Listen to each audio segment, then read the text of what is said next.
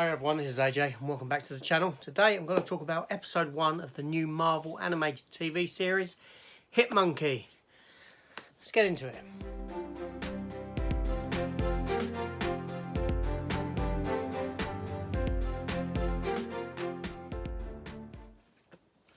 Okay, so Hulu have just dropped Hitmonkey, the complete season, episodes 1 to 10. Now Hitmonkey is a character that I am aware of from Marvel. It's a character that I've read. It was a character that was conceived in the year 2010. He appeared in maybe a 3-issue arc of Deadpool, and also he had a mini-series of his own for about 3 issues. So basically the amount of comics that the character of Hitmonkey has been in, you can count on 1.5 hands. Now, recently Hulu had done the MODOK TV series, which was done in the form of sort of stop motion, much like Robot Chicken, that sort of thing. And I watched it and I thought it was very good. I really enjoyed it. Marvel's taken these obscure characters and given them life in another format, that being animated cartoon series. Now Hitmonkey takes the form of a more sort of traditional type of animation. But yeah, to have this, this character, this obscure character given this life, it is just fantastic, because it means that we might be getting these other obscure characters that might see a growth elsewhere, characters you wouldn't even think of. I mean, I'd love to see something like Sleepwalker, fantastic character, or Death's Head, Marvel's Death's Head character. Yeah, the possibilities are endless. It's fantastic that Marvel are doing these characters that aren't their big A-list. I mean, these are Z-list characters. These are characters that no one's even ever heard of. Hitmonkey. It's only a die-hard comic fans that will be aware of this character. So anyway, I'll talk about this episode. I'll give you a little breakdown of the story, and then I'll give you my thoughts on it and what I thought. So this episode opens and we're introduced to the main character, voiced by Jason Sudeikis. Yes, the comedian guy who's been in things like Meet the Millers, and those type of films. Now, he plays a hitman called Bryce. He's tasked with a job in Japan of killing these individuals. Anyway, he does this. He kills them. He's meant to collect half his money at the beginning, which he does, and then the other half when he gets elsewhere after the job's been complete. So he does this killing. On the way out of the building that he set up in, he kills a police officer. You don't see this is off screen, but on the train journey that he has after, you see the remorse that he feels for doing this. You see that he's feeling bad. Anyway, so he gets to his location, to where he's going, and he's double crossed by the people that have hired him to kill the person that he's killed. So thusly they take the money back and they're about to kill him, but he has booby-trapped the bag that the money's in and makes it explode, or they think the money's in it at least. Then he goes on his way, but at the time he's not mortally wounded, but he is wounded quite badly, and he trudges off into the snow, into the wilderness, and he collapses after walking miles.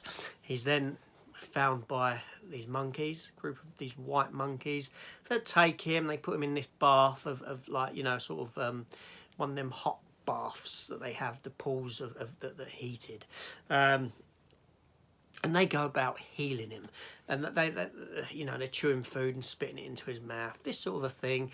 But there's a little bit of tension between these apes. Don't want to call them apes, they're monkeys.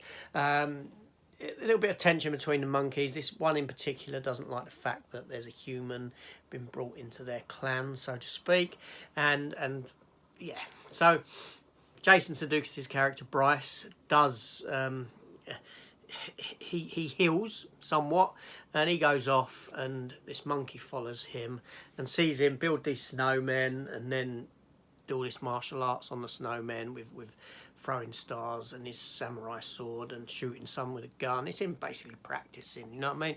The monkey's seen him do this, and when he gets back to the clan, the monkey kicks off about it with the other monkeys. This is all done in the form of like subtitles and the monkeys speaking to one another.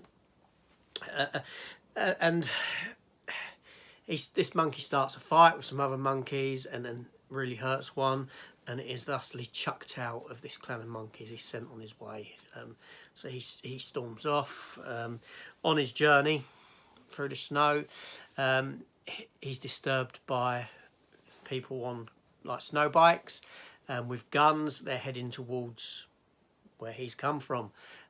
He chases after them. He gets there. He sees them just in time to see them gun down Bryce, and then gun down the whole monkey clan. He picks up some of Bryce's guns and subsequently kills all of them. At this point, Bryce isn't dead. He says to the monkey, "You've got to go after the people that has done this for us." And thusly the monkey picks up the guns and the bag of cash that he's got and sets off, and the program sort of ends there.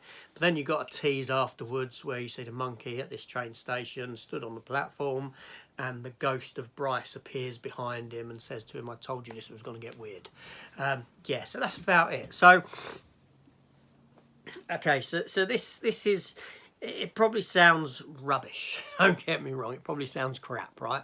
But this is more in the vein of a sort of Deadpool style of a thing. It is very violent. There's decapitation in it, there's blood, there is use of language to a degree, not the F word or anything like that. But yeah, so it is adult orientated. Now the character of Bryce is more of a he is more of a sort of Deadpool style of a character, a bit sort of witty, jokey, that sort of thing. Not as in your face as Deadpool is or anything like that, just a little bit sort of cocky and whatnot. As the episode did continue, we were introduced to Olivia Munn's character just very briefly. She was related to one of the people that was killed by Bryce. And yeah, so George Takei also voices in the series, but we've not been introduced to that character as of yet. So yeah, so I really enjoyed this. I really, you know, by the end of the episode, I thought this is really good. The animation took me a little bit of time to get used to. It always does with animation, with this sort of animation. I go into it and I'm thinking, oh, is this crap? Is this crap? But by the end, I was fine with it. You know, the episode ran for 27 minutes in length. Excuse me. It was a whole lot of fun. Like I said, they have dropped the entire series on in one go, and I do not intend to give you an episode review for each episode. What I'm going to go and do now is I'm going to go and watch the rest of the series.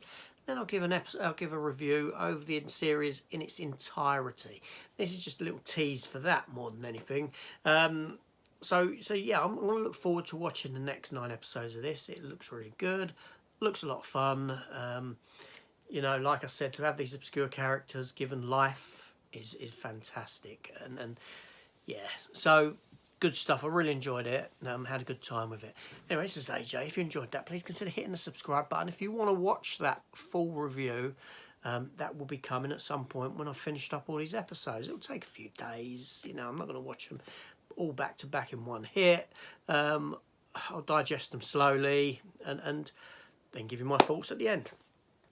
This is AJ. Thank you for watching, and I'll see you on the next one. Take care all, and goodbye.